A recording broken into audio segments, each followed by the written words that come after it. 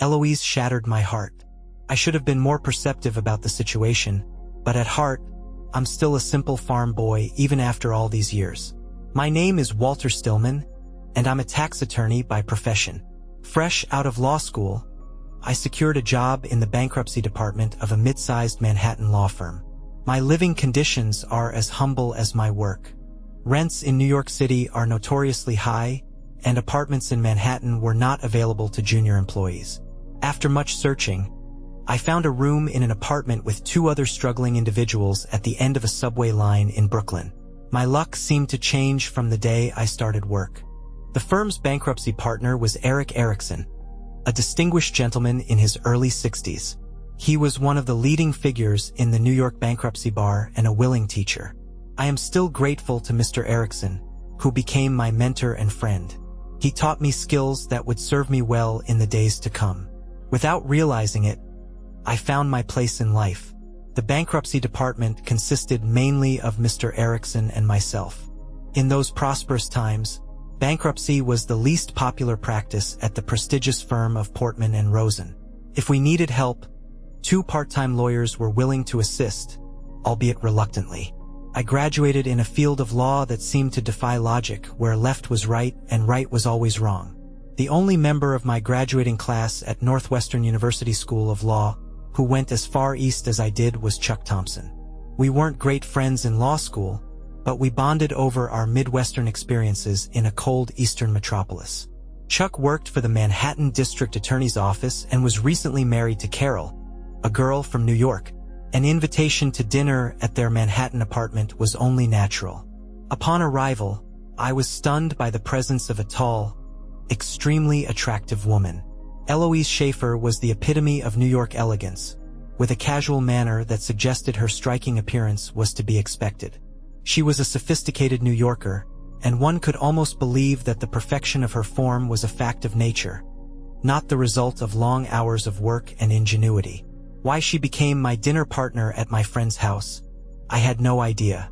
This black-haired, green-eyed beauty was no match for me. No one could have expected that she would be interested in an ordinary-looking farm boy working as a junior assistant. But apparently Carol Thompson, in her matchmaker wisdom, thought otherwise. An evening of delightful conversation awaited me. Eloise Schaefer was not just a beauty. She had what is called personality. She was extroverted, not at all shy, and an excellent dinner companion. She asked me to take her home to her Brooklyn apartment. I expected to catch a taxi, but she insisted that we take the metro. She stayed close to me during the drive from Chelsea, Manhattan to Boerum Hill, Brooklyn. It was a trip that took a lot of time at night and included some walking. She used this time to get to know me better, asking me questions and listening carefully to the answers. At the door of her apartment, she insisted on rewarding me with a kiss for my efforts to accompany her home. It was a scorching hot kiss that could melt iron. She acknowledged the fact with a knowing smile as she waited patiently for the dumb farm boy to get the message. "Can I see you again?" I asked with some effort. We found a mutually agreeable time for our official first date, and then with a second, less heated kiss, she bid me good night. I flew back to my dingy abode at the far end of Flatbush Avenue, not believing that I could be so lucky. 5 weeks and 4 dates later, I was in a deep valley of despair. The night before, Eloise had informed me that she would not be able to see me over the weekend. The reason was her previous commitment to another man. With great difficulty, I extracted the name Rodrigo Ruiz from Eloise. Finding this man was a surprise. He was the state labor commissioner, a very tall, handsome elderly man with whom one would expect intimacy from a woman like Eloise. Apparently, I didn't hide my despair very well because Mr. Erickson called me into his office. "What wiped that stupid Midwestern smile from your face, leaving despondency in its place?" Eric asked. I apologized and explained that it was a personal matter. There was no point in hiding anything from Eric, so I told him the whole story. He leaned back in his chair, folded his hands as if in prayer, and rested his chin on his fingertips. "When I was a boy, this city was still ruled by the Irish and Jews," he began. "It was interesting to watch them third and even fourth generation Americans who spoke with an accent or inserted Yiddish phrases into their speech. These were men and women who had graduated from Fordham and Columbia but had mastered the art of being professionals with an ethnic flair. Now they are no longer there. Sometimes I miss the fun they brought to political art. Politicians are now black professionals or Latinos. They lack the same pizzazz, or so it seems to me, and I think they take themselves too seriously. I'm sorry, Mr. Erickson. I don't understand, I said. My deepest wish is that you never lose your Midwest innocence, he said. Sign Walter, your girlfriend's man was born Rodney Kaufman. His father was the heir to the Kaufman department store fortune, and his mother was Puerto Rican Jewish Louise Ruiz. Rodney is married to Sophie Sloan, a member of the wealthy Sloan family. For political reasons, he took his mother's surname and the Spanish version of his first name, Rua. He is a professional Latino and a full-time politician. Your lady apparently prefers him for 3 good reasons. First, the man is 47 and your lady is much younger.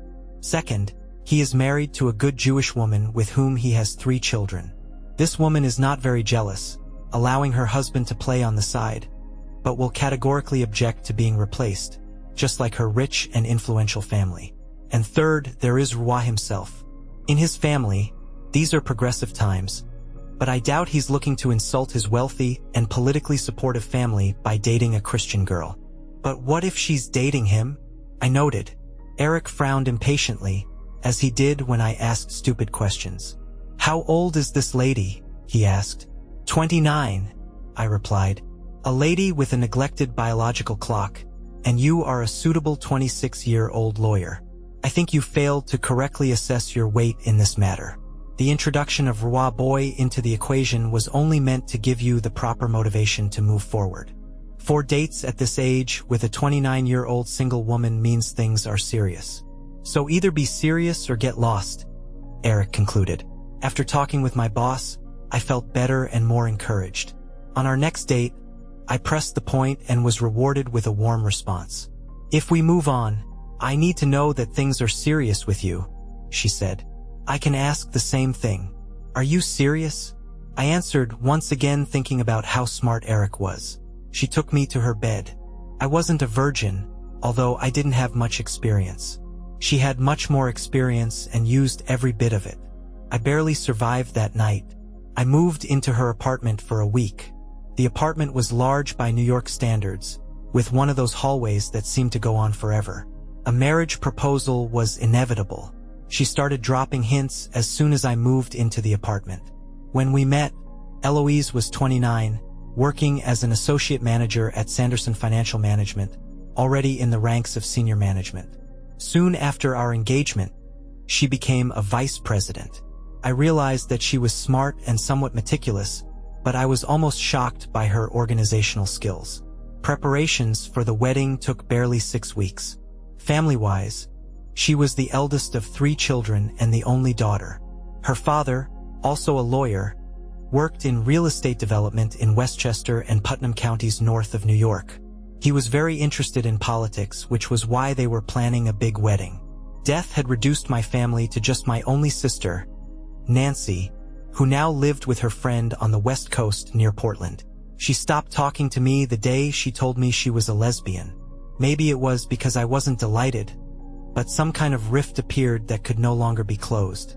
I invited her to the wedding, but she refused. My career had settled into a comfortable rut. Now I was doing less serious things without Eric's help. He didn't hide the fact that he was preparing me.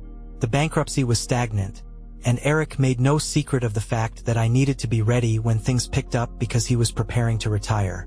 You have everything you need, enough intelligence and a pleasant personality, but you need to learn to work, he said.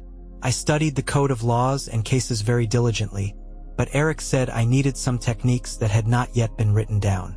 On the Friday before the wedding, I learned a new move. Eloise and her mother chose Labor Day for their wedding, which meant we had the weekend to prepare and could fly off to the Caribbean for the honeymoon. Her parents were giving us Tuesday after the wedding. The suitcases were packed and stood against the wall in the long corridor of our apartment. 3 for Eloise and 1 for me. I was a little nervous about the wedding, but I didn't have time to think about it that morning. The week before, My bride-to-be had gone to the family home in Westchester so we could have a little time apart before the wedding. This will make the honeymoon even better and keep my wedding jitters from driving hubby away, she said with a laugh. At 10 o'clock on Friday, the last business day of August, 3 days before the wedding, I had a hearing in bankruptcy court regarding the formation of the first-day resolution. Such a resolution is made in an early stage of the reorganization to establish the rules for the debtor's further work under the protection of the court. In a small case like mine, the hearings are not very formal. Usually, only a few lawyers and a judge are present, basically the bank's lawyer and the debtor's lawyer, like me. Judge Marks usually stuck to the rules. I walked into my office that Friday, ready to grab my case file and head to court. But the clerk told me that the judge's secretary had called to set up a telephone hearing. As soon as I walked in, I became nervous. The judge's clerk connected all parties, and Judge Mark said, "So, Amanda, tell me what your problem is with this ruling." Amanda was a bank lawyer. She was smart and knew the law. Her arguments were precise and clearly addressed the weakest points of my request. She was an excellent lawyer but not very pleasant to look at. She was nicknamed Sugar, which made no sense. She was short, less than 5 feet 3 inches, and chubby, especially in the lower half. But I always thought she had a pretty face. When Amanda finished, I tried to speak, but the judge interrupted me. "The resolution is issued. My secretary will fax it to the parties," he said. When the phone went silent, Amanda just laughed. "What just happened?" I asked her. "Judge Marks received tickets from my firm yesterday for the last days of the Saratoga races. He needs to be north of Albany by 1 p.m. He can't talk to us on the phone today. For the sake of appearances, he ruled against me in a case that doesn't really matter. But wait until next time and I'll stab you," she said, still laughing. "It's not the way I like to win," I complained. "Take whatever you can get," she replied and paused. "You know, my aunts would say that you are a very good young man for a goyim," she said, still laughing, and ended the conversation. Around this time, Eric came in and told me to take the day off and rest before the wedding. When I left, I couldn't help but ask, "Who are the goyim?" He smiled and said, "It's you and me, not Jews." "And what? Some people said that I was a good young man for a guy." I asked. "Oh, a compliment. Someone likes you," he said. I headed to the apartment, thinking I could head to Westchester early. I was supposed to arrive only the next day. The wedding rehearsal was on Saturday evening, but why kill time in the city? I expected to be busy with my own business.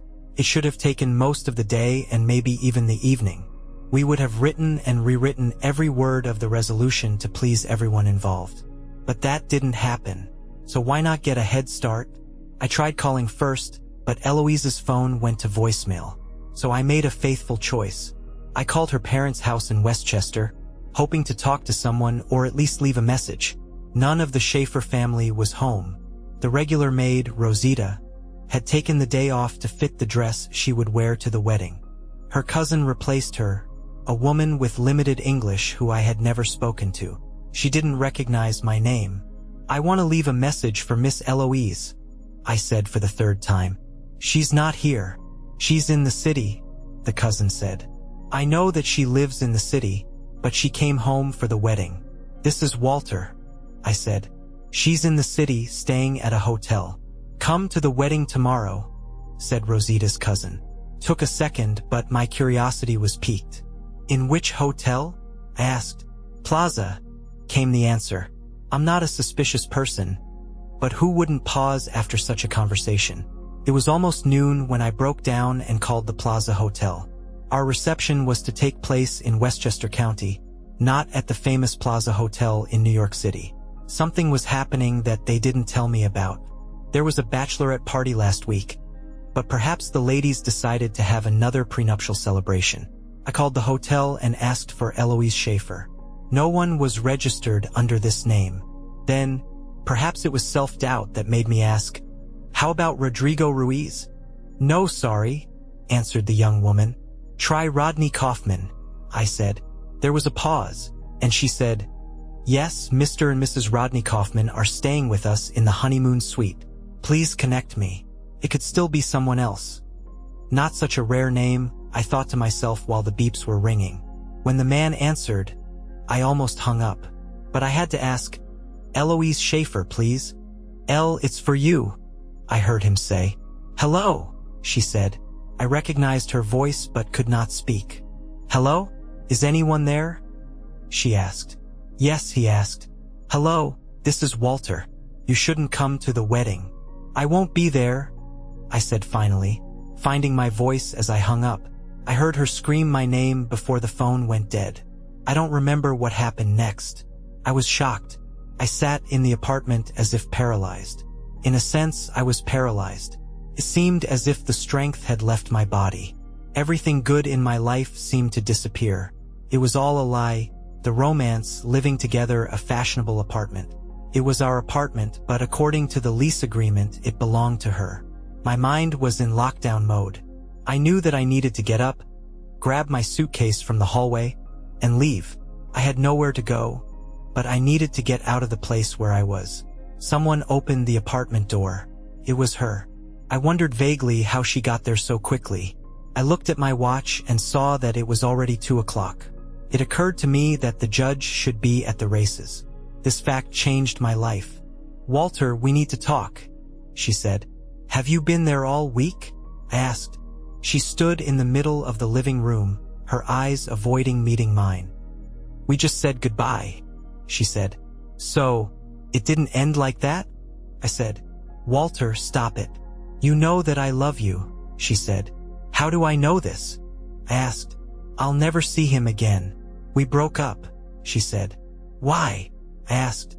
Because I'm marrying you on Monday, she said. No, you're not, I said. I didn't answer. There was no point. I stood up and walked past her. Where are you going? We must work things out, she cried. I grabbed my suitcase and went out. She followed me, screaming for me to stop. In the end, she gave up. I wandered aimlessly for quite a long time. I vaguely felt that I was heading towards the bridge. It was getting dark, and I was tired of walking. I crossed Court Street near City Hall, found a small bar, and crawled into a dark corner. Hello, she said. I looked up and saw Sugar Amanda Moskowitz. She had a glass in each hand and placed one in front of me. I thought you looked like you could use it, she said. Thank you, I stuttered, taking a sip of a very strong drink. It's called a stinger, she said. And as you can see, I'm not a religious girl, she said. Religious? I asked. She smiled. Drinking at the singles bar with the Goyim on a Friday night. And what should I tell my mother about that suitcase? She said. When she said this, I lowered my eyes, suddenly remembering my suitcase. Well, I had to leave. After all, this is her apartment, I said, taking a sip of the drink, which burned all the way down. Sugar Amanda didn't ask me any questions. She told funny stories about herself and about people we mutually knew from bankruptcy court. This is a narrow specialization, and everyone knows each other. She kept my glass full and tried to make me laugh. I think she already knew I was engaged and soon to be married, but she wasn't surprised that I showed up at a Brooklyn bar on the Friday before the wedding with a suitcase. Perhaps she drank a little before my arrival and did not understand the significance of the suitcase and where I was now. The only thing I remember about that evening was Amanda helping me into the car and saying, "Not far to go." Later, I dreamed about Eloise. She pinned me to the bed and enjoyed herself much more than usual. I needed to go to the toilet. The need was urgent, but when I got out of bed, I realized that I had no idea where I was. The apartment had changed. For a moment, I was completely disoriented.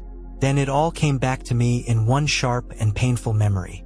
I left Eloise in her apartment, and where am I now? My head hurt, and it felt like someone had stuffed it with cotton wool. I remembered almost nothing about the previous evening. I remember going into a small bar on Court Street. One of my friends appeared there for a moment. I couldn't remember who it was. And then I did. Amanda Sugar. What was she doing there? And what was I doing here naked in an unfamiliar bed? I was in a small room. It was barely big enough for a double bed. There was no other furniture in the room. The bed was directly adjacent to the window, which ran from the middle of a wall to the ceiling. I was alone on this bed, which had signs that a second person had slept on it. There was no closet in the room, and my clothes were nowhere to be seen.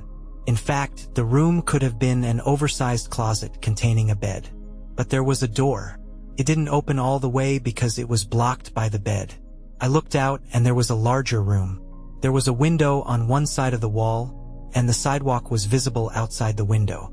I was in what, in this part of the world, is called an English basement. This is the floor located below the main building. It is half above and half underground. The windows started just below sidewalk level. This space had been converted into a small apartment, or, as I later learned, 2 apartments, the one I was in and an even smaller back apartment. The main room was divided by a counter into a dining room and kitchen. The bay window was a sort of living room with 2 small chairs and a window seat. Seeing no one, I crawled outside in search of the bathroom and my clothes. There was a door at the far side of the room. When I got out, Amanda came out in a robe, drying her wet hair with a towel. "Oh, you're awake," she said, noticing me just in time. My hands flew to cover my groin, which only caused me to giggle. "It's too late for modesty," she said. All I could do was run past her, figuring the room she came out of with wet hair was the bathroom. I was right, and after closing the door, I lifted the toilet seat and released the contents of my bladder into the toilet. It was a small bathroom with only a shower stall, no bathtub. I decided to take advantage of this and wash myself before discussing with the hostess what happened to my clothes and suitcase. The shower may have been small, but the water was hot and soothing to my very hungover body. Refreshed, I searched in vain for a towel. Wet and naked, I had no choice but to go out and meet Amanda. I opened the bathroom door and walked out, only to realize that we were no longer alone. A young dark-haired woman sat at the table and looked straight at me with a wide grin on her face. Amanda was in a small open-plan kitchen, fiddling with cups in a coffee pot. "How do you feel about coffee?" Amanda asked as easily as if I wasn't standing there naked. I jumped back behind the bathroom door and called, "Can I have some clothes, please, or at least a towel?" Both women burst out laughing, but Amanda stopped to say, "The towels are in the closet, as are your suitcase and the clothes you tore off last night." Poking my head out from behind the door, I asked, "Where could the closet be?"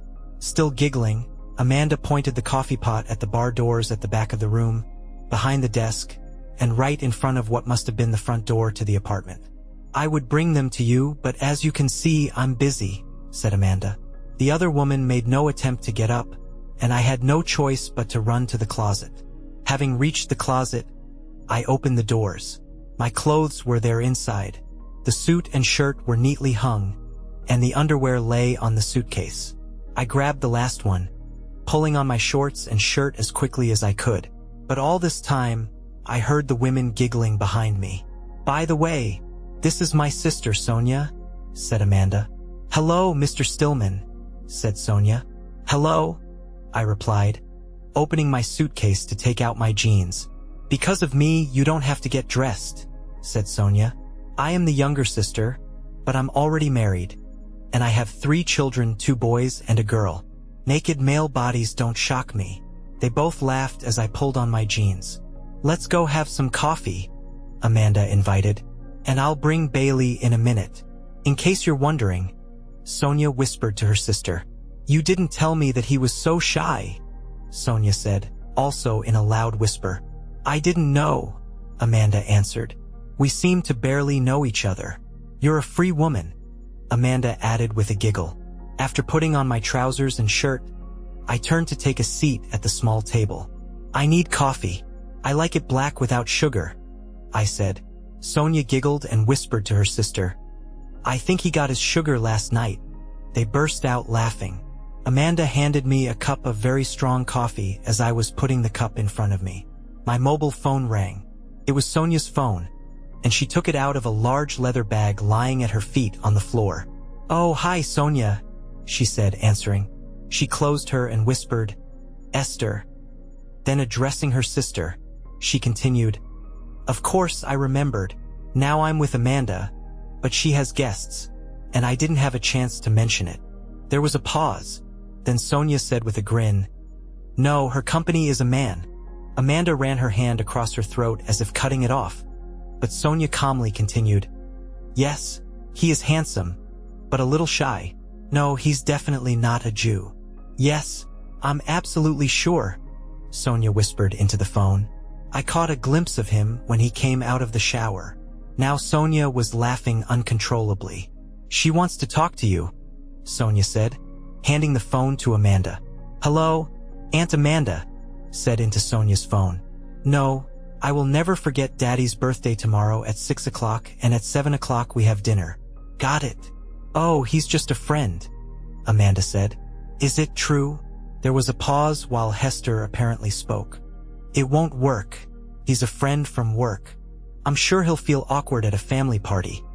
Amanda handed the phone back to her sister and listened while her aunt spoke. "I don't know," Sonia said, and then turned to me. "She wants to know your name. What should I tell her?" "Walter," I answered. "Walter Stillman, and I'm pretty sure they slept together last night," Sonia blurted out. Amanda screamed, "Aunt Sophie is on the line now, saying that she wants to meet him." "No, oh sweetie, no," Amanda screamed. Then Sonia handed the phone to me, saying, "My Aunt Sophie wants to talk to you." I took the phone and put it to my ear. "Hello, Walter.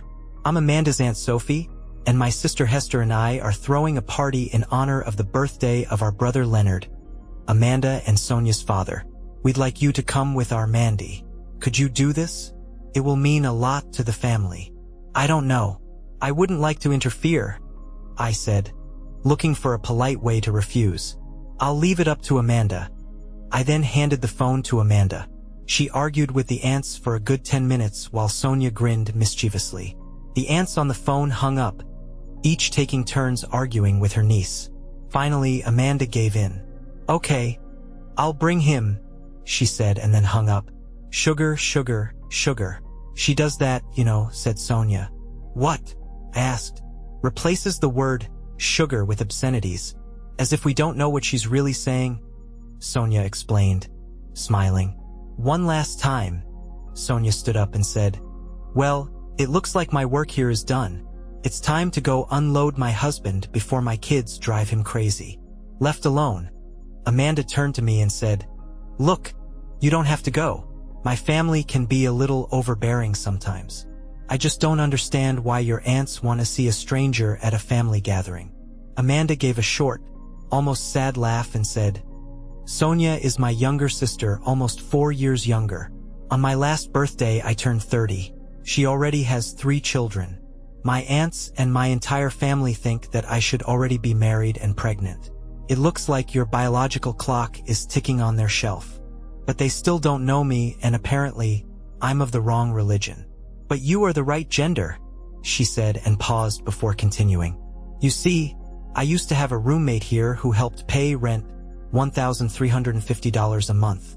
As you probably know, junior bankruptcy specialists don't get paid that much." I nodded, aware of the limited salaries and part of the legal business. But then it dawned on me, there is only one bed. "Was your roommate a woman?" "Yes, but don't rush to conclusions," Amanda said. "I'm not going to say that I'm completely straight, but to have sex with a girl, I need to be slightly drunk. For Jessie, my former roommate, drinking was a deciding factor. She wanted a relationship that I couldn't give her.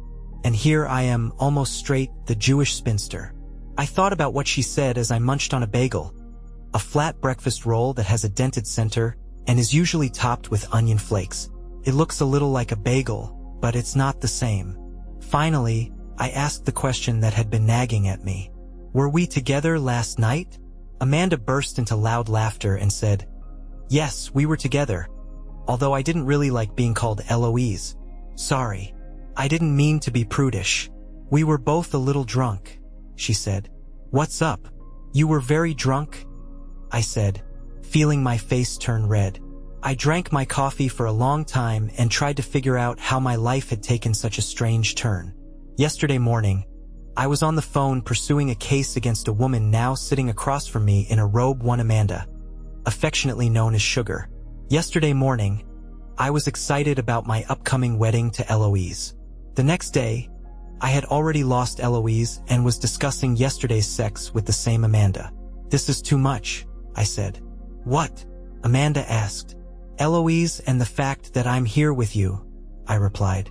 She didn't laugh, but looking back, it was hard to listen. You had a hard time with Eloise and all that. How about relaxing here today? Amanda suggested. I thought for a moment. I don't think I can stand being alone right now. If you don't mind, I'll stay. She smiled and said, Fine. We'll make my heterosexuality worth it. And so we did and returned to bed. Sex with Amanda was different from sex with Eloise. Amanda was so enthusiastic about sex that I was amazed. Wow, you sure like this? I said. It's been a long time since the last guy, she muttered. But not girlfriends? I asked out of curiosity. She propped herself up on her elbows and looked at me. I've slept with a lot more women than men, if that's what you're asking. But it's not for sex. In a relationship, I need more than just sex. I need someone I can relate to, and more than that, I need someone I can respect as a person. How do I fit this definition? I asked. You are a very respectful partner in bed. It's obvious that your fiancé has put a lot of effort into improving your skills, she said. I didn't have a good answer to this statement. I resented the implication, but Eloise did give me a lot of training in bedroom skills. However, Amanda continued, You are here in my bed because you are a good person. I've been watching you. You never hurt anyone if you can help it. You are honest and treat women as people, not objects. In short, you are one of the good guys. This is a group that is in short supply right now. I answered. This is all very good. But is this really how a novice lawyer looks like? You were following me? I followed you? Well, of course I followed. I saw you on Court Street and followed you to the bar. Didn't I? If Miss Eloise Schaefer has lost track of her trophy fiancé, I'm not one to miss the opportunity. I'm not a trophy, I insisted. You're not going to say that she was in love with you? She asked. No, probably not, I said, feeling all the sadness of the situation wash over me. Sorry, she said. I didn't want to offend you with those words. She slid down my body, and we were once again in the grip of passion. In the end, we ordered dinner to go and, after eating, fell into an exhausting sleep. The aunts called in the morning, reminding Amanda about the upcoming party and asking if she could come early to help with the preparations. Mandy, don't forget to take Walter with you, Sonia told us. All right, I will, Amanda said and hung up. As far as I understand, they are waiting, I said with a grin. You don't have to go, Amanda said. What else should I do? I don't want to be alone right now, I admitted. Okay, she said, but be aware that you will be subject to scrutiny and treated as a potential suitor. Well, in a sense, I am the groom. But if you don't mind, let's keep my personal problem a secret, I said. Sounds good to me. That Eloise doesn't exist anymore. But just for today, because you're going to have to deal with her. And the sooner, the better, I replied with a slight sigh. Amanda reached across the table to cover mine with hers and said, Walter, you must either go through with this marriage or end it tomorrow. Either way, you'll be in big trouble. I can't get through it. Not now, I said. Don't be so hasty. If you give up now, it will have big consequences for your career and life. There will be a huge scandal. Why? I'm not going to divulge the reason, and I'm sure she won't. Oh, my poor innocents, she said, squeezing my hands tightly. Do you really think people didn't know about Commissioner Ruiz and Eloise Schaefer? They have been together for quite a long time. I thought they broke up, I said. Amanda didn't laugh, but her crooked smile said it all. I played Eloise. She dated Ruiz the entire time we were together. But why? I asked. If she wants to remain his mistress, then there is no point in involving me in this matter. He wants to run for governor next year, she said. Your marriage to Eloise seems to end the affair, and you were a fair catch, the kind of young, decent, professional, heterosexual man every CIS woman in New York is looking for. CIS woman? I asked.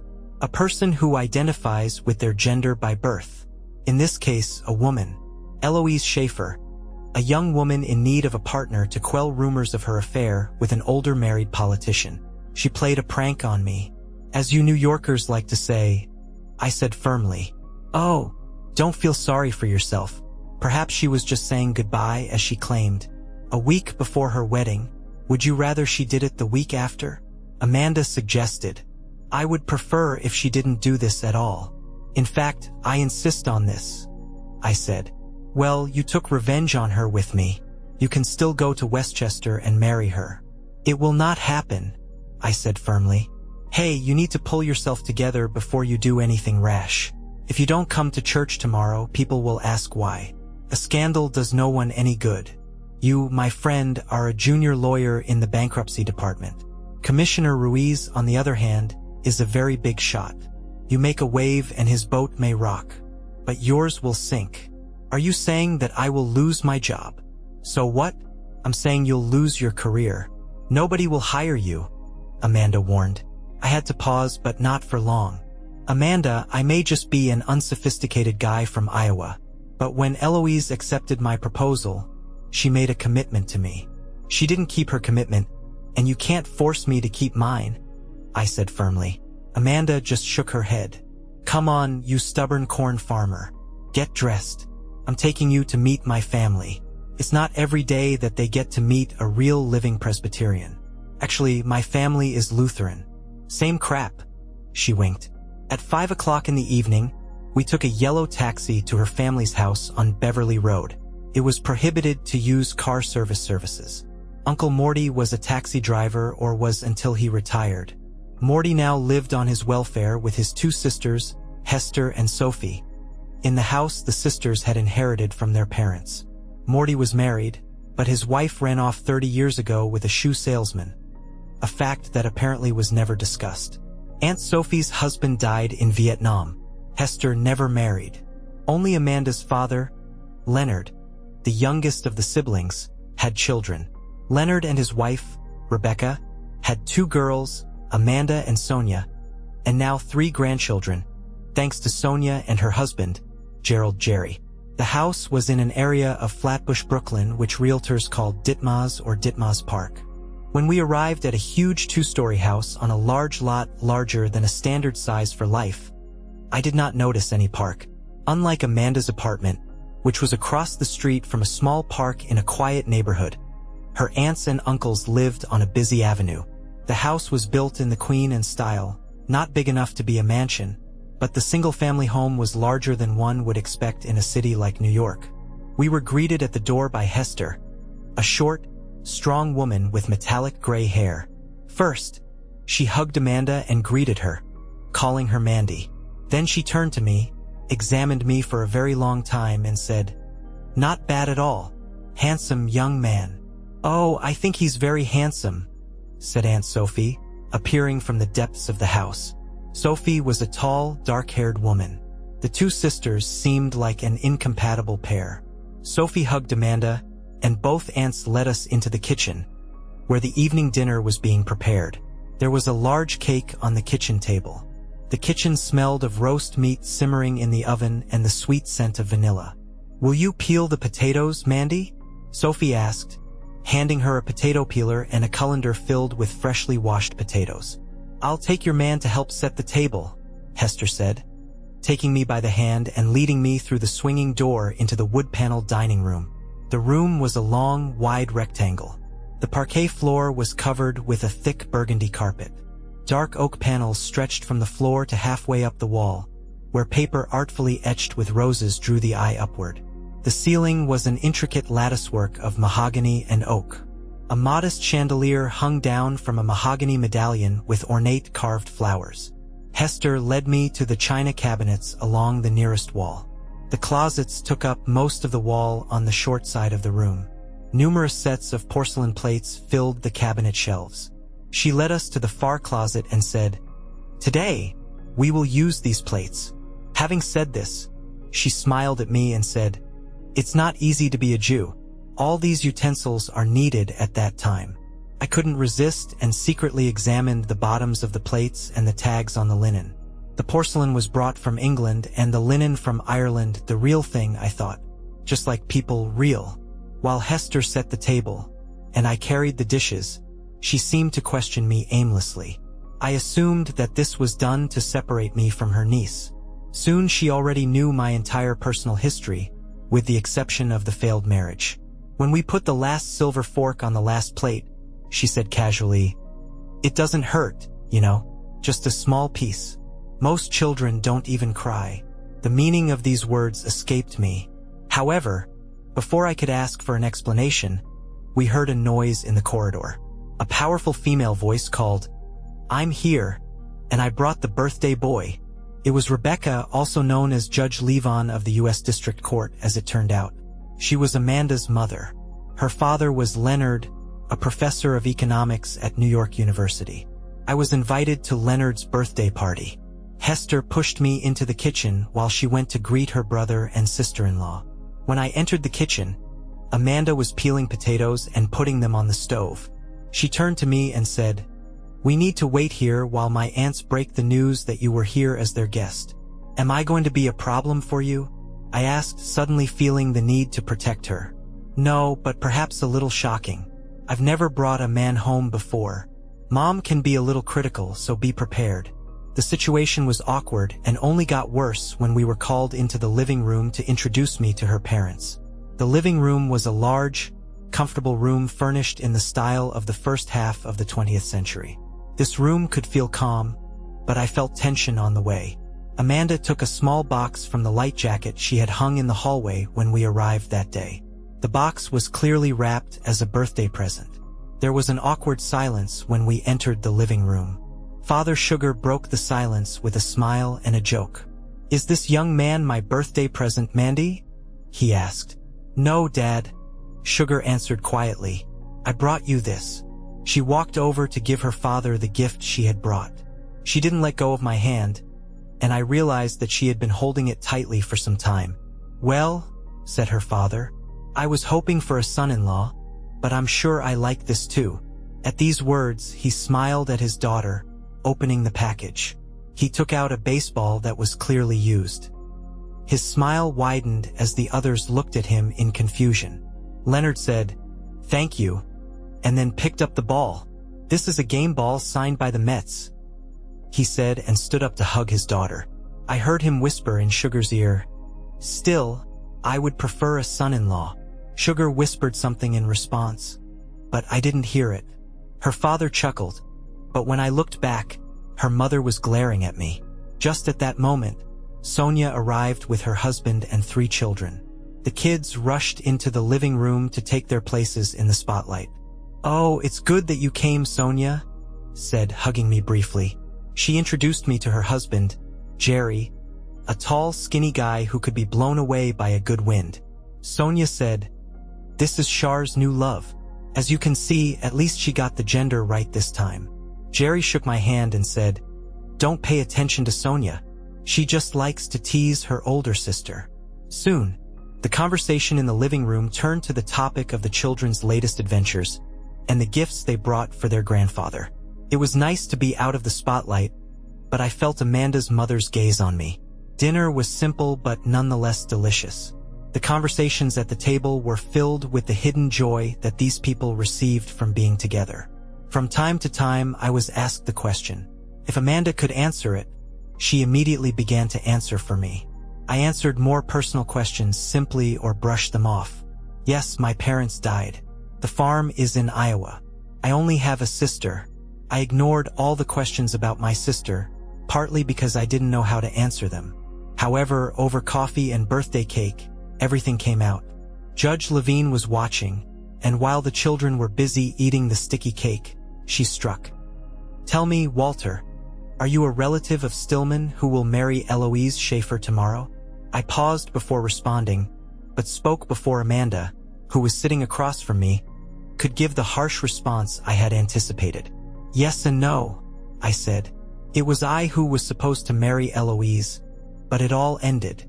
And before you ask, your daughter had nothing to do with the annulment of my marriage." "Is it true?" Amanda's mother asked, turning to her daughter. "Yes, really. If it concerns you," Amanda said, showing her hostility. "To tell you the truth, I didn't want to bring Walter here, but he was invited, and he was kind enough to come." I saw that my mother was about to say something else, But Leonard spoke and silenced my wife, Rebecca. "Be quiet," he said before his wife could answer. Obviously, the young man found out about Mr. Kaufman. "I've been watching Walter all evening, and he doesn't seem like a man who could put up with this." It was as if he had splashed cold water on his wife's face. The judge was suddenly speechless. Looking around the table, he realized that while Amanda's parents were aware of the situation, the other diners were not. Amanda chimed in, "I've known Walter for some time and admire him from afar. When I found him that evening, lost and alone, I saw my chance to get to know him better. He was hurt by a truly evil woman. And yes, Mom, I love him. He's too good not to be in love with him." While she was saying this, Amanda walked around the table and hugged me from behind. "Well done, my niece," Uncle Morty said, ending the conversation on the topic of Amanda and me. I don't remember well what happened after that, except that there was an atmosphere of general satisfaction at the table. As we drove away in the yellow taxi, I turned to Amanda. "Are you serious?" I asked. "What?" she asked, trying to avoid answering. I couldn't stand it and demanded, "When you said you loved me, were you serious?" The taxi seemed to become very quiet, and then she slowly raised her head and said, "I love you. When I first saw you many months ago, I wanted you. But now it's more than just attraction. I love you, Walter Stillman." 30 minutes later, I was arrested. Eloise apparently sat in our apartment all Friday evening, waiting for my return. Where did she think I could go? However, when I had not returned by the next morning, she became desperate. The wedding was scheduled for Monday, and she suddenly became afraid that I might not come. In a panic, she called the only person who, in her opinion, was losing more than her, Rodrigo Ruiz, aka Rodney Kaufman. Immediately, they began a search through the police. It took them a day to interview all the bartenders on Court Street to find out that I had left the Shadow Lady bar in the company of a short brunette. Since Amanda and I had taken a taxi at 12 o'clock to her apartment in Cobble Hill, the police decided to interview all the taxi drivers working in the area that night.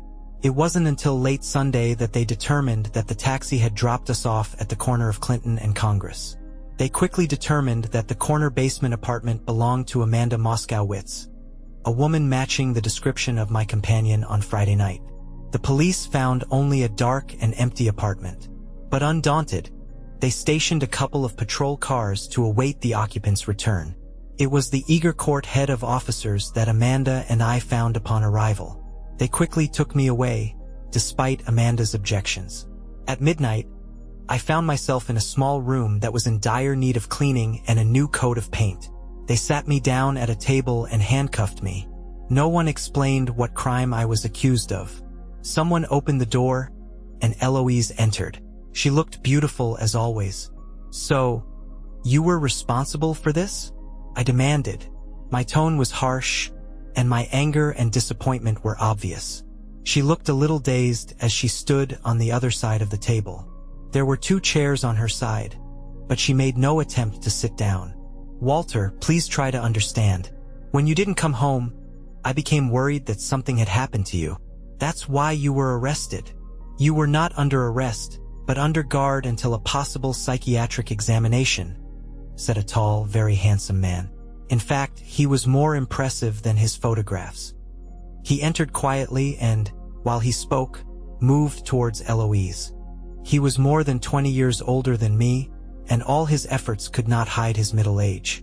I saw that he was making great efforts to check the influence of time. "Rodney Kaufman, I believe," I said with all the venom I could put into my voice. "Rodrigo Ruiz, but Walt, you can call me Rod. Because I hope we can become friends," he said. "For you, Mr. Stillman, and I have no desire to be friends. It's a pity because I believe that you are in a difficult position and could use my friendship." I raised my arms a few centimeters, causing the chains to tighten on the table. "You can keep me here, but not for long," I said with more confidence than I felt. "I hope long enough for you to listen to Eloise." She stood there without saying a word, but now she spoke. "Walter, you are acting under the wrong impression. Rod and I are just friends. Whatever relationship we had is over. If you had stayed late on Friday, I would have told you everything. We have a saying in Iowa. I may have been born at night, but it wasn't last night. I found you in his hotel room, I objected. Whatever it is, the two of you have a wedding date set today, and it is in everyone's best interest that you stick to it, Eloise said. Sorry, but I refuse to marry this traitor, I said. Eloise let out a slight cry of pain, but Rod just smiled and said, Language, please. Let's maintain composure. Would you rather I call her a traitor? Because that's who she is. I realized that I had slightly hurt Rodney, but he continued to smile. Eloise turned away, crying. Such an attitude will lead to big troubles. You are being very stupid, young man. Eloise is a wonderful woman who will make a great wife. If you don't get married, there will be a terrible scandal. Reporters are expected at this wedding. This is a social event. Eloise's reputation will be ruined, as will mine, because, of course, the reason will become known. People love to gossip, and this would be great gossip. I was told that you have a promising career in a prestigious company. If you don't marry Miss Schaefer today, your career will evaporate. And I doubt you'll find work anywhere else, he threatened. Now it's my turn to smile. I wouldn't marry her for the senior partner position, and I certainly wouldn't stay as a junior lawyer in the bankruptcy department. I told you that he would be unreasonable, intervened Eloise, who had her back to me and was clearly crying. Rod, just say it, he said. Okay, Mr. Stillman. How much will it cost me to make Eloise Mrs. Stillman? Believe me, you don't have enough money, I said. It doesn't have to be forever. A year or two and then a quiet divorce, he said. Won't people ask why? I challenged him. He didn't flinch, and something told me that he had more than one iron in this fire. The situation at the time of divorce will be my problem. Name your price for marriage within 2 years, he said. How long has she been pregnant? I asked, finally realizing. Eloise turned to me. The child could be yours, you know, she hissed. Yes, I said, but I think I'll wait for the DNA test. No way in the world. I almost spat at him. Further conversation was interrupted by the appearance of a short, fat, bald man of about 60. He was followed by 2 uniformed officers. Upon entering, he said, Hello, Rod, Miss Schaefer, and you must be Walter Stillman, he said, putting his hand on my shoulder. I'm your lawyer, Cy Libowitz, and this, he said, handing Rodney the paper, is a copy of the writ of habeas corpus that I just filed for registration. You got up quite late, didn't you, Cy? Said Rod. Well, you know how it happens. Things are going a little slow. Miss Schaefer acted in the best interests of her fiancé. You're forcing us to seek a forced commitment, Rodney threatened. I don't understand how you can do this since the warrant was issued on behalf of his sister, his only living and closest relative. I woke her up, didn't I? Cy said. Actually, no. It's still early on the West Coast. Commissioner Rodrigo Ruiz, aka Rodney Kaufman, shrugged. He was defeated. Cy brought me out, and Amanda was waiting for me. Her mother, the judge, woke up. I and the judge who signed the order for my release. That was the last time I saw Eloise. The child was never born. I don't know the reason. I know that her biological clock was ticking, and I know that she wanted his child, not mine.